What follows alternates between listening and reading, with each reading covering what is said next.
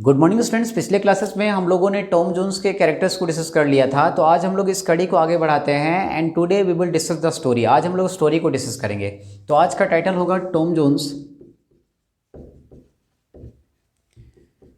Bye Henry Fielding. तो Tom Jones एक तरह का पिकार्स्क नॉवेल है जो कि 1749 को पब्लिश कराया गया था। And Henry Fielding is known as the father of English novel. Henry Fielding जो है वो फादर ऑफ इंग्लिश नोवेल के नाम से जाने जाते हैं। आगे हम लोग नोवेल में आते हैं and we find that the story Tom Jones traces the life of an eponymous boy Tom Jones. अर्थात टॉम जोन्स की कहानी जो है वो कहीं ना कहीं टॉम जोन्स नाम के कैरेक्टर के लाइफ को ट्रेस करता है, बताता है। टॉम जोन्स कौन है? थॉमस जोन्स, जो कि एक एबेंडेंट बॉय होता है। Clear? And Tom Jones is found by mister Allworthy. Tom Jones को पाया जाता है मिस्टर अलवर्दी के द्वारा,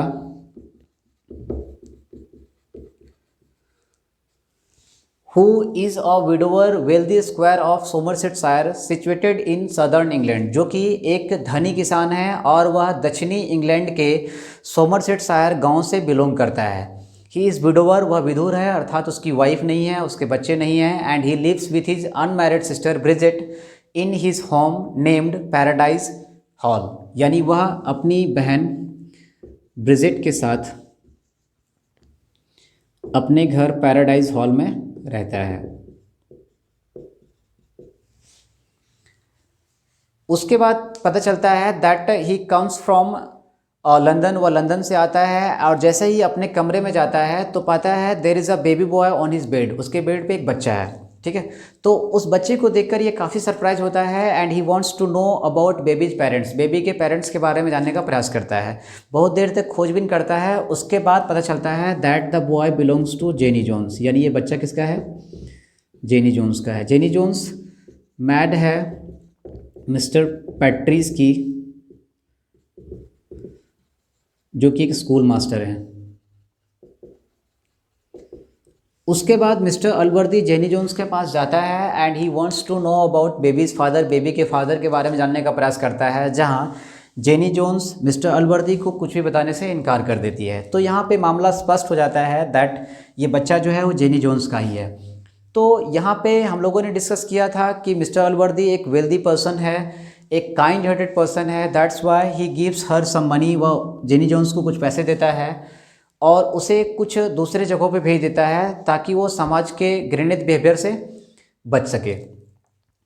जब जेनी जोन्स को दूसरे शहर भेज दिया जाता है मिस्टर अलवर्दी के द्वारा, तो कहीं ना कहीं लोगों को लगता है, उनके समाज में रहने वाले लोगों को लगता है that the boy born out of an illicit relationship between Jenny Jones and mister Allworthy. यानी समाज को लगता है कि कहीं ना कहीं ये एक तरह का नाजायज़ संबंध मिस्टर अलवर्दी और जेनी जोन्स के साथ था, जिस कारण से ये बच्चे का जन्म हुआ। ठीक है, लेकिन इससे मिस्टर अलवर्दी के लाइफ में कोई फ़र्क नहीं पड़ता है and he does not care of it. और इसका केयर नहीं करता है। जब इसका केयर नहीं करता है तो कहीं ना कहीं अब जो है लास्ट में उस बच्चे का नामकरण किया जाता है, दैट इज़ टॉम जोन्स। ठीक है, आगे बताया जाता है कि अभी हम लोगों ने डिस्कस किया कि मिस्टर अलवर्दी एक वेल्दी किसान है, और जब वेल्दी किसान है तो बहुत सारे पड़ोसियों की नज़र उसके प्रॉपर्टी पे होती है, क्योंकि उसका वारिस कोई नहीं था, उसका हेir कोई नहीं था, है ना। तो होता क्या है कि बहुत सारे लोग उसके घर को विज़िट करते हैं, उसके एस्टेट को विज़िट करते हैं। एट द सेम टाइम दो ब्रदर्स जो होते हैं, जिसका नाम होता है डॉक्टर ब्लिफिल एंड कैप्टन ब्लिफिल, ये दोनों भी अक्सर मिस्टर अलवर्दी के घर आते जाते रहते थे। तो डॉक्टर ब्लिफिल एंड कैप्टन ब्लिफिल की नज़रें भी उनके प्रॉपर्टी पे होती थी, जिस कारण से कैप्टन ब्लिफिल मैरिड टू ब्रिजेट। अर्थात कैप्टन ब्लिफिल की शादी हो जाती है किससे? ब्रिजेट से। और इसका एकमात्र मकसद क्या होता है? मिस्टर अलवर्दी के प्रॉपर्टी को हड़पना, कब्जा करना। ठीक है, अब जब कैप्टन ब्लिफिल का शादी ब्रिजेट से हो जाता है तो ये दोनों के बीच एक बच्चा होता है, जिसका नाम क्या होता है? उसका नाम होता है मास्टर ब्लिफिल। जब मास्टर ब्लिफिल पैदा होता है तो कैप्टन ब्लिफिल चाहता है कि मिस्टर अलवर्दी के सारे प्रॉपर्टी जो है वो मास्टर ब्लिफिल का हो जाना चाहिए। तो इसके साथ साथ जो है वो कहीं ना कहीं कैप्टन ब्लिफिल को पता चलता है that Tom Jones is an illicit boy, एक नाजायज बच्चा है। और ये नाजायज बच्चा किसका है? तो एक्चुअली में mister Partridge is the biological father of Tom Jones, यानी मिस्टर पैट्रिज जो है वो टॉम जोन्स के बायोलॉजिकल फादर हैं। ये बात उसे कहीं से पता चलता है, ठीक है। तो उसके बाद जो है कैप्टन ब्लिफिल मिस्टर अलवर्दी के पास जाता है और उससे रिक्वेस्ट करता है कि ये बच्चा जो है टॉम जोन्स वो किसका है? मिस्टर पैट्रिज का है। इसलिए हम चाहते हैं कि आप मिस्टर पैट्रिज को इस बच्चे को लौटा दो। लेकिन मिस्टर अलवर्दी ये बात करने से, यानी इस पर बात करने से इनकार कर देता है। और जब ये इनकार कर दिया तो फिर क्या होता है कि बाद में पता चलता है कुछ समय के बाद कि captain Blifil dies of apoplexy attack, यानी कैप्टन ब्लिफिल की मौत हो जाती है किससे? एपोप्लेक्सी अटैक से, यानी इसको हम लोग बोल सकते हैं मिर्गी रोग, ठीक है। कैप्टन ब्लिफिल क्या हो गया? डेथ कर गया एपोप्लेक्सी अटैक से। और जब इस तरह का सिचुएशन आता है तो फिर जो है कहानी 12 साल के लिए रुक जाती है। अब क्या है? 12 ईयर्स लेटर, 12 साल के बाद, मतलब कि अब जो है टॉम जोन्स और मास्टर ब्लिफिल दोनों के लिए ट्यूटर्स को बुलाया गया है। थ्वैकॉम और स्क्वायर वेस्टन ये दोनों टीचर्स हैं जो कि टॉम जोन्स को और मास्टर ब्लिफिल को पढ़ाने के लिए आते हैं। तो यहाँ पे अब ये दोनों के बीच अंतर बताया गया है कि Tom Jones is a mischievous boy, एक काफ़ी शरारती लड़का होता है। And he always helps a game keeper named Black George, यानी यह हमेशा मदद करता है किसको? ब्लैक जॉर्ज नाम के गेम कीपर को। ब्लैक जॉर्ज क्या है? गेम कीपर है जो कि मिस्टर अलवर्दी के अंडर काम करता है, ठीक है। तो आखिर उसको हेल्प कैसे करता है? तो उसके लिए जो है कुछ एप्पल्स चुरा के लाता है ब्लैक जॉर्ज को खिलाने के लिए, कुछ डक्स लाता है और वो हमेशा ब्लैक जॉर्ज की मदद कर रहा होता है। At the same time Tom Jones has an affair with Molly, यानी टॉम जोन्स का जो है वो अफेयर किससे स्टार्ट हो जाता है? मोली से स्टार्ट हो जाता है। मोली ब्लैक जॉर्ज की सेकेंड डॉटर है, ठीक है। बट इन रियलिटी, वास्तविकता में हम लोग जहीं जाने का प्रयास करते हैं तो पाते हैं that Tom Jones is in love with Sophie, यानी टॉम जोन्स जो है वो रियली में किससे प्रेम करता है? सोफी से करता है। And he wants to confess his love for Sophie, वह सोफी के पास जाता है अपने लव को कॉन्फेस करने के लिए, लेकिन उसको मोली के द्वारा रोक लिया जाता है। और मोली कहती है कि there is a child in her home and ये बच्चा जो है वो किसका है? टॉम जोन्स का है। तो इससे टॉम जोन्स जो है काफ़ी सरप्राइज हो जाता है और सरप्राइज होने के बाद वह अपने मिस्टर अलवर्दी के पास जाता है और उससे रिक्वेस्ट करता है कि यहाँ पे एक बच्चा है मोली के वूम में और हम चाहते हैं कि आप उसे किसी भी तरीके से जेल में ना डाल दो, बिकॉज ये शादी होने से पहले का ही बच्चा है। क्लियर? उसके बाद क्या होता है कि यहाँ पे वह सोफी के पास जब जाने का प्लानिंग कर रहा होता है तो मोली उसको रोकती है। और जब मोली रोकती है तो कुछ क्षण के लिए टॉम जोन्स रुक जाता है, लेकिन बाद में जब टॉम जोन्स को पता चलता है कि मोली के गर्भ में पल रहा बच्चा जो है वो किसी और का है, मतलब मिस्टर पैट्रिज का है, then Tom Jones goes to Sophie, Tom Jones Sophie के पास जाता है and he confesses his love for Sophie, वह अपने लव को कॉन्फेस करता है सोफी के लिए, ठीक है। लेकिन यहाँ पे क्या होता है कि सोफी के फादर का नाम है square western, who is completely against it, जो कि वह टॉम जोन्स और सोफी के रिलेशनशिप के अगेंस्ट है। मतलब कि वह नहीं चाहता है कि टॉम जोन्स एंड सोफी दोनों यूनाइट हो, जुड़े, ठीक है। बल्कि यहाँ पे स्क्वायर वेस्टर्न चाहता है कि सोफी की शादी जो है वो मास्टर ब्लिफिल से करा देना चाहिए। अब आखिर कारण क्या है कि स्क्वायर वेस्टर्न सोफी का शादी टॉम जोन्स से नहीं कराना चाहता है? तो इसके पीछे एकमात्र कारण है कि समाज में उस समय अवधारणा थी कि टॉम जोन्स जो है एक इल बोर्न है, मतलब कि उसके पेरेंट्स के बारे में किसी को पता नहीं है। इसी कारण से स्क्वायर वेस्टर्न नहीं चाहता था कि सोफी का शादी वो टॉम जोन्स से करा दे। एट द सेम टाइम वह चाहता था कि सोफी की शादी किससे होनी चाहिए? मास्टर ब्लिफिल से होनी चाहिए। तो इस तरीके से क्या होता है कि सोफी जो है वो काफ़ी वरी हो जाती है, चिंतित हो जाती है and eight the same time उसको काफ़ी शोषण का सामना करना पड़ता है अपने घर में। किसको? जी हाँ, ये सोफी को, ठीक है। उसके बाद फिर क्या होता है कि आगे पता चलता है कि मिस्टर अलवर्दी बीमार है एंड ही मे डाई, यानी वो मर सकता है, लेकिन वह बच जाता है and unfortunately his sister Bridget dies, यानी ब्रिजेट मर जाती है। और जब ब्रिजेट मर जाती है तो कहीं ना कहीं ये बात का खुलासा करता है लॉयर डोलिंग, जो कि सैलिसबरी का रहने वाला है। तो अभी हमने बताया कि लॉयर का नाम क्या है, डोलिंग, जो कि कहाँ का रहने वाला है, सैलिसबरी का रहने वाला है। तो इन्होंने ही बताया था कि ब्रिजेट की मौत हो चुकी है। And eight the same time जब ब्रिजेट की अंतिम सांसें चल रही थी तो उन्होंने सारी सच्चाई बता दिया था मास्टर ब्लिफिल्ड को, जो कि उसका इकलौता बेटा था। उसको उन्होंने बताया था that Tom Jones is the real son of her, यानी टॉम जोन्स जो है वो ब्रिजेट की रियल सन है, ब्रिजेट की ही सन है वो, ठीक है, ब्रिजेट का ही बेटा है। तो जब ये बात ब्रिजेट बताती है मास्टर ब्लिफिल्ड को, तो मास्टर ब्लिफिल्ड जो है इस बात को सीक्रेट में रखता है और वह चाहता है कि मिस्टर अलवर्दी के सारे प्रॉपर्टी पर वो कब्जा कर ले।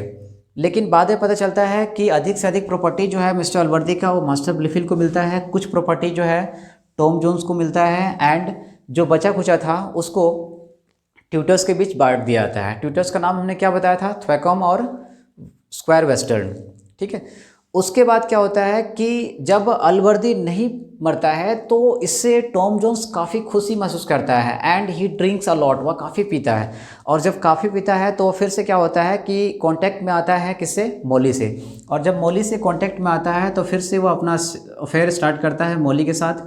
और जब मॉली के साथ अफेयर स्टार्ट करता है तो यहाँ पे एक बहाना मिल जाता है मास्टर ब्लिफिल्ड को शिकायत करने का टॉम जोन्स के बारे में मिस्टर अलवर्दी से। तो वह मिस्टर अलवर्दी के पास जाता है और बहुत मतलब कि बुराइयां बताता है किसके बारे में, टॉम जोन्स के बारे में। और जब टॉम जोन्स की बहुत सारी बुराइयां बताता है मिस्टर अलवर्दी को तो मिस्टर अलवर्दी से काफ़ी गुस्सा होता है एंड देन टॉम जोन्स को जो है घर से भगा दिया जाता है मिस्टर अलवर्दी के द्वारा।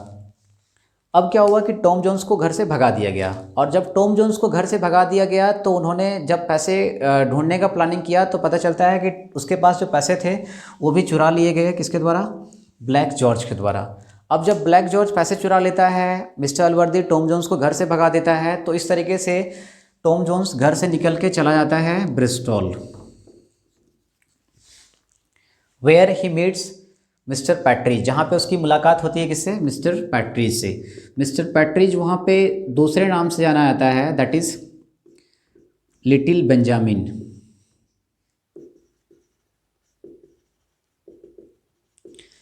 तो जब टॉम जोन्स ब्रिस्टल जाता है और वह मिलता है मिस्टर पैट्रिज से, तो मिस्टर पैट्रिज जो है टॉम जोन्स से रिक्वेस्ट करता है मिस्टर अलवर्दी से मिलने के लिए कि हम चाहते हैं कि मिस्टर अलवर्दी के बीच जितने भी मिसअंडरस्टैंडिंग है उसको दूर कर लिया जाए।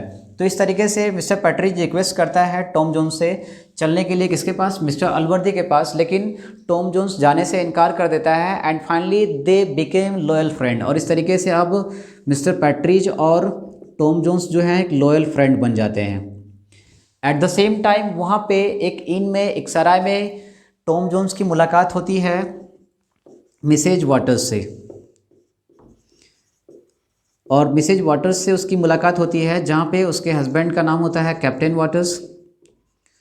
और कैप्टन वाटर्स जो कि अपनी वाइफ के लिए अधिक से अधिक टाइम स्पेंड नहीं करते थे, तो इस कारण से क्या होता था कि मिसेज वाटर्स का अफेयर स्टार्ट हो जाता है टॉम जोन्स से। अब टॉम जोन्स और मिसेज वाटर्स एक दूसरे के साथ रहना स्टार्ट कर देते हैं। उसी समय क्या होता है कि वहाँ पे सोफ़ी आ धमकती है, मतलब वो अपने घर से निकल जाती है अपने फादर के क्लब से and she reach Bristol with her cousin Harriet. वह अपनी कजन हैरियट के साथ कहाँ पे पहुँच जाती है, ब्रिस्टॉल पहुँच जाती है।